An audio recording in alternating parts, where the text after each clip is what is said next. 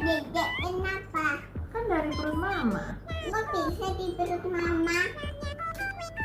Es dede itu sama kayak es nanam, ada benihnya, ditaruh di tanah, terus es siramin. Kalau misalnya benihnya udah tumbuh, nanti kita petik. Sama dede juga itu dari benih, tapi ditanamnya bukan di tanah, tapi di perut mama. Jadi di perut nanti dia besar sampai gede. Kalau nanti dedenya udah gede, udah siap lahir, kayak tanamannya, nanti dedenya keluar. Siapa yang tanam benihnya? Siapa yang sering masuk kamar anak tanpa ketok dulu, tanpa izin dulu? Orang tua itu sering lupa kalau anak itu juga punya privasi. Karena banyak orang tua tuh menganggap anak itu berada di bawah kuasanya, jadi melakukan apa saja tuh seenaknya. Itu hanya merusak hubunganmu dengan anak. Nanti komplainnya, kenapa sih anak ini tambah gede nggak mau menghormati orang tua? Dilihat dulu, pernah nggak kita menghormatinya juga? Mendidik anak untuk punya rasa hormat itu paling tepat dengan contoh perilaku kita ke dia. Jangan asal ambil HP-nya, jangan asal masuk kamarnya, jangan asal geledah barangnya tanpa izin. Kalau kamu bisa menghormati privasi mereka, mereka juga akan belajar untuk menghormati orang tuanya. Saya belajar. Gak mau. Saya makan. Gak mau. Mau apa? Semuanya juga gak mau. Tambah gede, tambah susah diatur, tambah suka ngelawan. Sering banget kan dengar orang tua komplain kayak gini. Tahu nggak, anak yang sering melawan itu akibat dari keinginannya yang tidak pernah didengarkan. Anak yang susah diatur itu akibat dari orang tua yang terlalu mengatur tapi lupa memikirkan perasaannya. Apa yang sering kamu alami dengan anak itu juga akibat dari apa yang juga sering kamu lakukan ke dia. Jadi kalau kamu sebagai orang tua mau mendengar pendapat atau perasaan anak, maka anak juga akan cenderung mau mendengar apa yang kamu katakan. Melarang atau mengatur anak itu boleh-boleh saja, tapi jangan lupa untuk mendengar apa yang dia inginkan. Kesalahan yang paling sering dilakukan orang tua ke anak remaja. Pertama, berkomunikasi tapi lupa memahami. Bawaannya ngoceh terus tapi lupa tanya ke anaknya pingin atau butuh apa. Kedua, kalau anak kalian ada masalah, jangan langsung dimarahin, tapi tanya dulu apa yang membuat mereka melakukan itu dan hargai pendapatnya. Ketiga, terlalu banyak mengkritik dengan alasan supaya anak bisa berubah jadi lebih baik.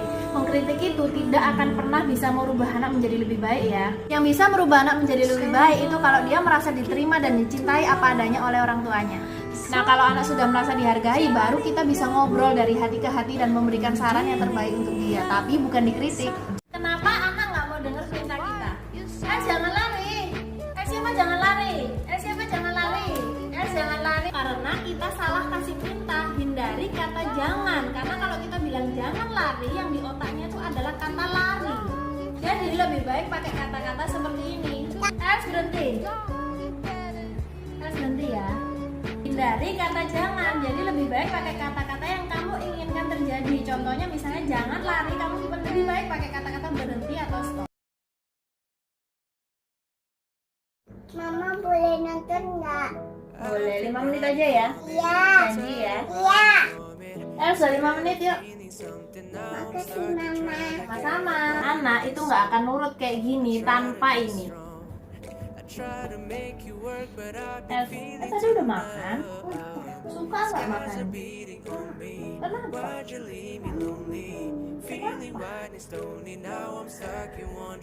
Mama pinjam selimutnya boleh? Boleh. Pinjam dulu ya, sebentar aja. Iya.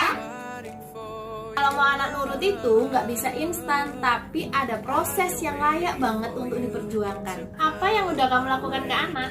Sikap orang tua yang sering membuat anak malas deket sama orang tuanya. Pertama, terlalu banyak mengkritik anak tapi tidak pernah dipuji untuk usaha dan keberhasilannya. Kedua, tidak pernah mendengarkan dan menghargai keinginan anak. Ketiga, selalu memarahi anak kalau ada salah tanpa didengarkan alasan dia melakukan itu. Keempat, ini yang paling sering dilakukan oleh orang tua yang benar-benar membuat anaknya tuh malas kalau dekat-dekat orang tua, yaitu terlalu sering diungkit-ungkit kesalahannya, tapi usahanya untuk berubah tidak pernah dihargai sama sekali. Jadi anak akan berpikir, ngapain berubah, toh perubahannya nggak pernah dihargai. Kalau kalian sebagai orang tua, please stop melakukan hal-hal ini ke anak. Supaya apa? Supaya kita bisa jadi teman bagi anak-anak dan anak-anak itu bisa terbuka sama kita. Kalian tahu nggak apa yang lebih menyakitkan bagi seorang anak daripada dimarahin? Yaitu perasaan dibanding-bandingin dengan saudara sendiri, dibanding-bandingin dengan anak orang lain, dan itu beneran itu perasaan yang sangat menyakitkan. Kalian tahu kenapa itu menyakitkan? Karena seorang anak yang dibandingin, dia akan merasa tidak diterima dan tidak dicintai dengan apa adanya oleh orang tua sendiri. Jadi kalau kalian punya anak dan kalian sudah ngerasain gimana sih rasa sakitnya dibandingin sama orang tua sendiri, jadi kalian jangan lakukan itu ke anak ya. 3 hal yang sebenarnya anak-anak pengen orang tuanya tahu. Pertama, kalau dia jujur, please jangan dimarahin meskipun tidak sesuai dengan kenyataan. Kamu pengen dia jujur, tapi saat dia jujur kamu marah, pasti lain kali dia akan bohong. Dan ironisnya, kalau dia bohong, kamu juga akan marah, kenapa kok bohong terus. Jadi nggak bisa kalau kamu pengen anak jujur, tapi setiap dia jujur kamu marah. Kedua, kalau anak melakukan kesalahan, please denger dulu alasannya, karena terkadang itu anak perlu dimengerti dan didengarkan dulu alasan kenapa mereka melakukan itu. Ketiga, dikritik dan dibanding-bandingkan adalah 2 hal yang menghancurkan mental anak, bukan merubahnya menjadi lebih baik. Percayalah, kalau anak bisa memilih, pasti dia akan memenuhi ekspektasi orang tuanya. Contohnya, kenapa sih kamu nggak pinter kayak anak tetangga?